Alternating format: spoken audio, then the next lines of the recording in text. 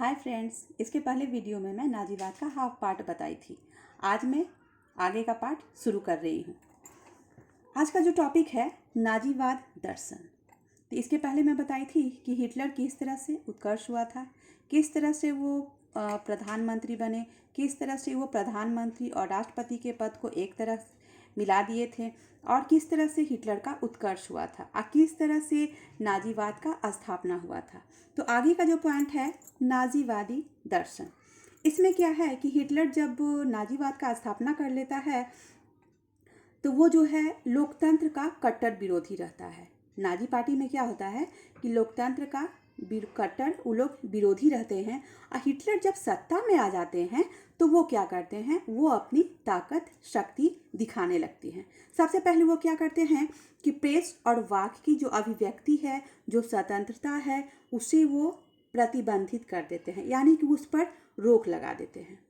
और इसके साथ ही साथ वो क्या करते हैं कि विरोधी दलों का सफाया कर देते हैं।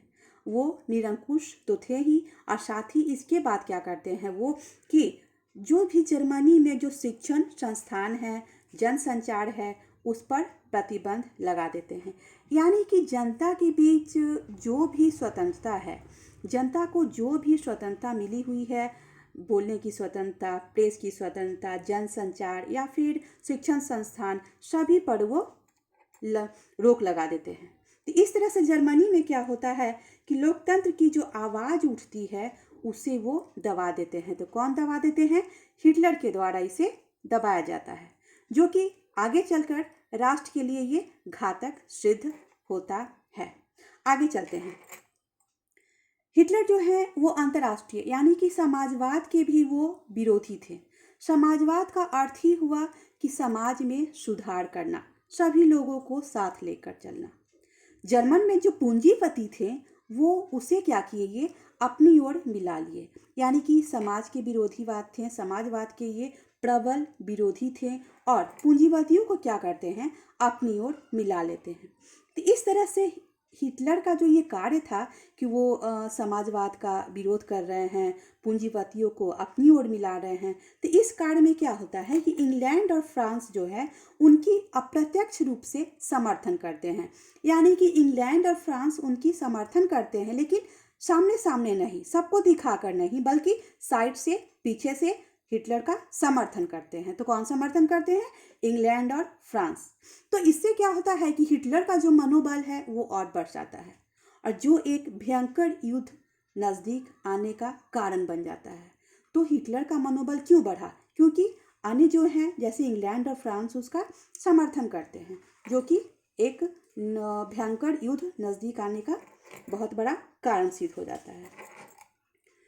तीसरा पॉइंट है नाजीवाद के दर्शन में क्या है, सर्व सत्तावादी राज्य की संकल्पना है। यानी हिटलर का जो शासन करने का जो तरीका था वो क्या था, सर्व सत्तावादी, जिसके अनुसार क्या हुआ कि जो भी कुछ है राज के भीतर ही सब कुछ है, राज के बाहर कुछ भी नहीं है। यानी कि राज के भीतर ही सब कुछ है, राज के बाहर एवं विरुद्ध कुछ नहीं है। चौथा पॉइंट आते हैं। नाजीवाद दर्शन में क्या होता है कि हिटलर जब सत्ता में आते हैं तो वो उग्र हो जाते हैं। तो उनका राष्ट्रवाद, उग्र जो राष्ट्रवाद होता है वो विशेष बल देते हैं उग्र पर। तो इससे क्या होता है कि पूरे जनता में, यानी कि पूरे जो जर्मनी की जो जनता है वहाँ की जो मनोवृत्ति का वो लाभ उठाते हैं और वो जर्मन वासियों को अपमान का बदला लेने के लिए मानसिक रूप से तैयार कर लेते हैं। तो उनका कुछ ऐसा आक्रामक, मतलब उनका बोलने का वक्तव्य वैसा था कि जो जर्मनी की जो जनता थी वो उनके बात में आ जाती है और वो मानसिक रूप से तैयार हो जाती है कि जर्मनी को वर्साई की संधि में जो अपमान किया गया था उसका बदला लेने के लिए सभी तैयार हो जाते हैं, जो पूरे जर्मनी में युद्ध का माहौल बन जाता है। पांचवा पॉइंट है नाजीवाद। नाजीवाद में क्या होता है, राजा की निरंकुश शक्ति पर बल दिया जाता है, या राजा की जो निरंकुश शक्ति है उस पर बल दिया जाता है और हिटलर क्या करता है, निरंकुश शक्ति का ही सहारा लेता है। तो हिटलर क्या करता है, निरंकुश शक्ति का सहारा लेता है और वो सत्ता में आते ही अपने गुप्तचर पुलिस यानी कि गेस्टापो का संगठन किया। तो गेस्टापो क्या हुआ? गुप्तचर पुलिस संगठन, जिससे पूरे जर्मनी में आतंक का माहौल छा जाता है और वहाँ की जो जनता है उनमें भी आतंक का माहौल छा जाता है, जो आगे चल के युद्ध का कारण बनता है। 6 पॉइंट है, नाजीवाद दर्शन में सैनिक शक्ति एवं हिंसा की महिमा मंडित किया जाता है। तो यहाँ महिमा मंडित का अर्थ हुआ किसी भी बात को बढ़ा चढ़ा कर बोलना, किसी भी बात को बहुत ज़्यादा महत्व देना। तो यहाँ महिमा मंडित यानी कि सैनिक शक्ति को बहुत ज़्यादा महत्व दिया जा रहा है, हिंसा को भी बहुत ज़्यादा महत्व, उसे बढ़ावा दिया जा रहा है। यानी कि नाजीवाद में सैनिक शक्ति एवं हिंसा को महिमा मंडित किया जा रहा है, बहुत ज़्यादा बढ़ावा दिया जा रहा है। आगे आते हैं नाजीवाद का प्रभाव। अब प्रभाव क्या पड़ता है? नाजीवाद का जब स्थापना हो जाता है तो प्रभाव क्या पड़ता है? सबसे पहले है, यूरोप के अन्य देशों में स्वतंत्रता विरोधी भावनाओं को प्रोत्साहन मिला। यानी कि यूरोप के जो अन्य देश हैं उसमें स्वतंत्रता विरोधी भावना को प्रोत्साहन मिलता है। जब हिटलर सत्ता में आता है तो उसकी जो निरंकुश शक्ति थी, उसका जो उग्र विचार था, उसका जो शासन करने का जो तरीका था, तो उससे क्या होता है कि यूरोप के अन्य देशों में स्वतंत्रता विरोधी भावनाओं को प्रोत्साहन मिलता है। सेकेंड आता है, विश्व में शांति विरोधी वातावरण का निर्माण हुआ और राष्ट्र संघ द्वारा प्रतिपादित सामूहिक सुरक्षा के सिद्धांत को आघात पहुंचता है। तो क्या होता है कि विश्व में शांति विरोधी, अब क्या है कि विश्व के अन्य क्षेत्रों में भी शांति का जो वातावरण होता है वो नहीं होता है, शांति का जो माहौल है वो खत्म हो जाता है और राष्ट्र संघ के द्वारा प्रतिपादित जो सामूहिक रूप से, यानी कि प्रथम विश्व युद्ध के बाद जो राष्ट्र संघ का स्थापना किया गया था, उसके तहत क्या होता है कि राष्ट्र संघ का स्थापना किया गया था कि भविष्य में कभी भी युद्ध का माहौल तैयार न हो। लेकिन राष्ट्र संघ के द्वारा प्रतिपादित क्या होता है, सामूहिक सुरक्षा के सिद्धांत को आघात पहुंचता है। यानी कि जो सामूहिक देश की सुरक्षा के लिए जो स्थापना किया गया था, उस सिद्धांत को आघात पहुंचता है। थर्ड पॉइंट है, तीसरा विश्व, पूरे विश्व में साम्यवाद विरोधी आंदोलन में तेजी आती है। यानी पूरे विश्व में क्या होता है, साम्यवाद विरोधी आंदोलनों में तेजी आता है। यूरोप में तुष्टीकरण की नीति का प्रचलन हुआ। और पांचवा है, द्वितीय विश्व युद्ध की शुरुआत। जब इस तरह से इसका जो प्रभाव पड़ा नाजीवाद का, तो प्रभाव सबसे अंतिम यही प्रभाव पड़ा सबका, मतलब इस तरह से माहौल वहाँ का तैयार हो गया था कि द्वितीय विश्व युद्ध का ये कारण बन जाता है। अब आगे आते हैं हिटलर का विदेश नीति। तो हिटलर का विदेश नीति क्या था? तो हिटलर का विदेश नीति क्या था कि जब वो प्रथम विश्व युद्ध में जर्मनी को जब पंगु बना दिया गया था, वर्साई की संधि ला दी गई थी और उसे पंगु बना दिया गया था। यानी कि सैनिक और आर्थिक दृष्टि से जब जर्मनी पंगु बन गया था, तो जर्मनी में क्या होता है, जर्मनी की जो जनता है वो वाइमर गणतंत्र एवं मित्र राष्ट्रों के खिलाफ बदले की भावना प्रज्वलित हो जाती है। तो इस तरह से क्या होता है कि हिटलर में जो परिस्थिति उत्पन्न हो जाती है उसका भरपूर फायदा कौन उठाता है? हिटलर, और वो विदेश नीति लागू करता है। तो इस तरह से उसका जो विदेश नीति था उसका कुछ मूल सिद्धांत थे, जैसे कि वर्साई संधि को भंग करना। क्या था? सबसे पहले वर्साई संधि को भंग करना। दूसरा है सारी जर्मनी जाति को एक सूत्र में संगठित करना। जर्मनी साम्राज्य का विस्तार करना, साम्राज्यवाद के प्रसार को रोकना। तो ये जो सिद्धांत था, जिसके ऐसे कदम उठाए, इसे पूरा करने के लिए हिटलर ने कुछ निम्नलिखित कदम उठाए। तो क्या कदम उठाए आप यहाँ देखिए। सबसे पहले वो क्या करते हैं, राष्ट्र संघ की से पृथक, यानी कि राष्ट्र संघ से वो पृथक हो जाते हैं। तो ये किस तरह से होता है कि हिटलर जब अपने उद्देश्यों की प्राप्ति के लिए वो सबसे प्रथम के पहले क्या करते हैं, 1933 में जेनेवा निशस्त्रीकरण की शर्त जो है सभी राष्ट्रों पर समान रूप से लागू कर देते हैं। तो निशस्त्रीकरण क्या है?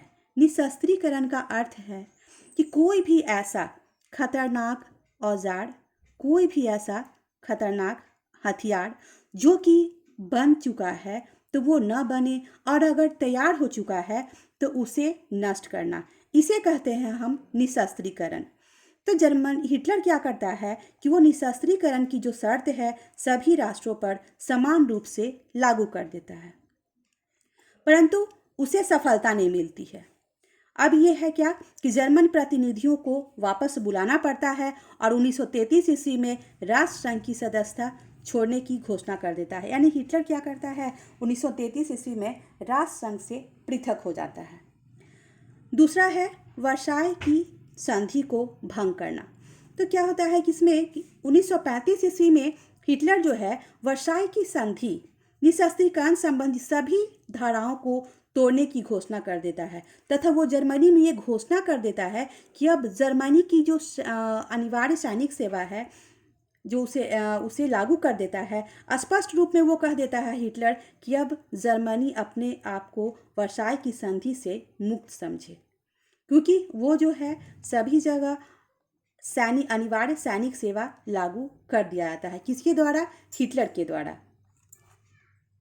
तीसरा पॉइंट है पोलैंड के साथ 10 वर्षीय समझौता।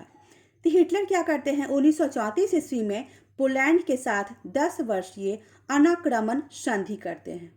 अब इसके अनुसार क्या हुआ, अनाक्रमण संधि। अनाक्रमण का अर्थ हुआ कि हमारे बीच या फिर दो देश के बीच जो संधि तय हुआ है उस संधि के अनुसार कोई भी देश, कोई भी राष्ट्र जो है अपनी सीमाओं यानी उनकी जो सीमा है वो किसी भी प्रकार का अतिक्रमण यानी किसी भी तरह का वो मर्यादा नहीं तोड़ेंगे, यानी कि संधि में जो भी तय हुआ है उसका वो उल्लंघन नहीं करेंगे। आगे का पॉइंट है ब्रिटेन से समझौता। तो इस ब्रिटेन से समझौता कौन करता है? हिटलर करता है। यानी कि जून 1935 ईस्वी में जर्मनी तथा ब्रिटेन के बीच समझौता होता है। तो ये जो समझौता होता है कब होता है? जून 1935 ईस्वी में। इसके तहत क्या होता है कि ब्रिटेन ने स्वीकार कर लेता है कि जर्मनी अपनी सैन्य शक्ति को बढ़ा सकता है। यानी जर्मनी अपनी सैन्य शक्ति को बढ़ा सकता है। तो वो कितनी बढ़ा सकता है? तो वो अपनी नौसेना 35% से अधिक न बढ़ाए, और जो ये हिटलर की सबसे बड़ी कूटनीतिज्ञ विजय थी। अब आगे चलते हैं रोम बर्लिन दूरी। इसमें क्या होता है कि इटली की ओर से जो बढ़ाया गया था रोम, जो हिटलर की जो आक्रामक नीति थी उससे क्या होता है कि अंतर्राष्ट्रीय बिरादरी से ये अलग हो जाता है। रोम बर्लिन दूरी में क्या होता है कि ये अंतर्राष्ट्रीय बिरादरी से कौन अलग हो जाता है? हिटलर हो जाता है। अब वो हिटलर क्या करता है कि इटली के ओर अपना संधि के लिए हाथ बढ़ाता है। तो इसमें उसे रोम बर्लिन दूरी का निर्माण किया जाता है और इन दोनों मित्रों ने स्पेन के सैनिक शासक जनरल फ्रैंको की भी मदद पहुंचाई थी। आगे आते हैं कॉमिंटन विरोधी समझौता। ये जो है कॉमिंटन विरोधी समझौता जो है ये जर्मनी, इटली एवं जापान के बीच हुआ था। इटली, जर्मनी, जापान के बीच कॉमिंटन विरोधी समझौता हुआ था। कब हुआ था? तो 1936 ईस्वी में हुआ था। कालांतर में ये धूरी राष्ट्र के नाम से प्रसिद्ध हुआ था। ये जो कॉमिंटन समझौता हुआ था 1936 में और ये बाद में ये धूरी राष्ट्र के नाम से प्रसिद्ध हुआ था। आगे चलते हैं ऑस्ट्रिया एवं चेकोस्लोवाकिया का विलयन। तो इसमें क्या होता है कि जर्मन भाषा या भाषी को एक राष्ट्र में एक सूत्र में बांधने का प्रयत्न किया जाता है। अब इसमें जो बांधने का प्रयत्न किया जाता है उसकी विदेश नीति थी। किसकी विदेश नीति थी? तो ये हिटलर की विदेश नीति थी। वह ऑस्ट्रिया को अपने साम्राज्य में मिलाना चाहता था, परंतु प्रारंभ से ही इटली जो था इसका विरोध किया था। आगे देखते हैं क्या कि चेकोस्लोवाकिया जो है कि सुडेनलैंड में जर्मन जाति के लोग रहते हैं। अच्छा, जर्मन जाति के जो लोग रहते हैं वो कहाँ रहते हैं? तो सुडेनलैंड में। ये कहाँ का है? चेकोस्लोवाकिया का है। हिटलर क्या करता है? चेक सरकार से सुडेनलैंड की मांग करता है, जिसे वो अस्वीकार कर देता है। तो अस्वीकार कौन कर देता है? चेक सरकार। इंग्लैंड, फ्रांस एवं इटली के अनुरोध पर 1938 ईस्वी में म्यूनिख समझौता होता है।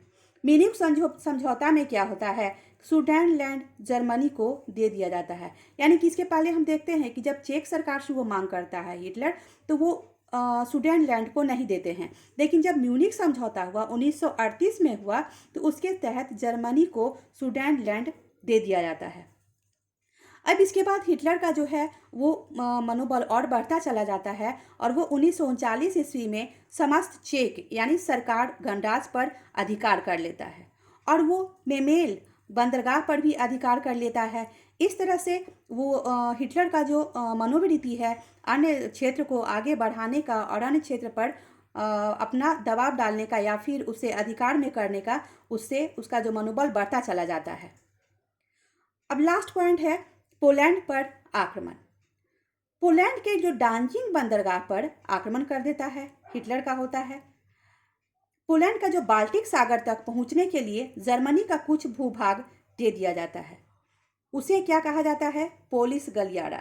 तो पोलिश गलियारा क्या किसे कहा जाता है? तो पोलैंड को बाल्टिक सागर तक पहुंचने के लिए जर्मनी को कुछ भूभाग दे दिया जाता है, जिसे क्या कहा जाता है? पोलिश गलियारा कहा जाता है। अब हिटलर क्या करते हैं कि 1 सितंबर 1939 ईस्वी को पोलैंड पर आक्रमण कर देते हैं, जिससे फ्रांस, इंग्लैंड एवं अन्य जो देश हैं वो हस्तक्षेप करते हैं और इस प्रकार क्या होता है? द्वितीय विश्व युद्ध की शुरुआत हो जाती है। तो हम देखते हैं क्या कि हिटलर का जो शासन करने का जो ढंग था वो निरंकुश शासक थे। वो राजतंत्रात्मक मतलब के विरोधी थे, राजतंत्र को मानते थे, या फिर कहिए कि वो उग्र विचारधारा के थे। जो जर्मनी में उनका जो शासन था वो उग्र ढंग से चल रहा था और वो अपनी मंशा, अपनी मनोवृत्ति, अपनी इच्छा, अपनी जो उनकी आकांक्षा थी उसे पाने के लिए वो हिटलर की जनता को भी अपने ओर खींच लेते हैं और जिससे वो ऐसे ऐसा कुछ कार्य करते हैं जिससे कि पूरा जो वातावरण तैयार होता है वो द्वितीय विश्व युद्ध का कारण बन जाता है। इस तरह से क्या होता है कि 1945 ईस्वी में जब उन्हें विजयी सेना बर्लिन पहुंची, तब हिटलर अपने बंकर में आत्महत्या कर देते हैं और इस प्रकार संपूर्ण विश्व समुदाय एक तानाशाह से मुक्ति पा जाता है। यानी कि हिटलर देखते हैं कि जब उन्हें आशातीत, यानी कि जब उनका युद्ध में हिटलर का पैर लड़खड़ाने लगता है, उनका जो तरीका है, उनका जो शासन करने का तरीका है, जब वो लड़खड़ाने लगता है तो वो अपने आप को देखते हैं कि वो अब असफल हो रहे हैं, पराजित हो रहे हैं, जर्मनी पराजित हो रहा है। तो वो 1945 ईस्वी में वो आत्महत्या कर लेते हैं। आत्महत्या कहाँ करते हैं? वो बंकर में आत्महत्या कर चुके हैं। जिस तरह से अब क्या होता है, एक तानाशाह से पूरे देश को मुक्ति मिल जाता है और वैश्विक शांति हेतु 24 अक्टूबर 1945 ईस्वी को संयुक्त राष्ट्र का स्थापना किया जाता है। तो इस तरह से नाजीवाद चैप्टर में हम देखते हैं कि किस तरह से जर्मनी में नाजीवाद का स्थापना हुआ था। नाजीवाद का जब स्थापना हुआ तो उसका क्या प्रभाव पड़ा, अन्य देशों पर इसका क्या प्रभाव पड़ा। तो दोस्तों, फ्रेंड्स, आप जो हैं ये वीडियो देखें, इसके लिए आपको बहुत बहुत थैंक यू। तो फ्रेंड्स, आप मेरे वीडियो को लाइक, शेयर और सब्सक्राइब ज़रूर करें और इसे अधिक से अधिक शेयर करें। Thank you.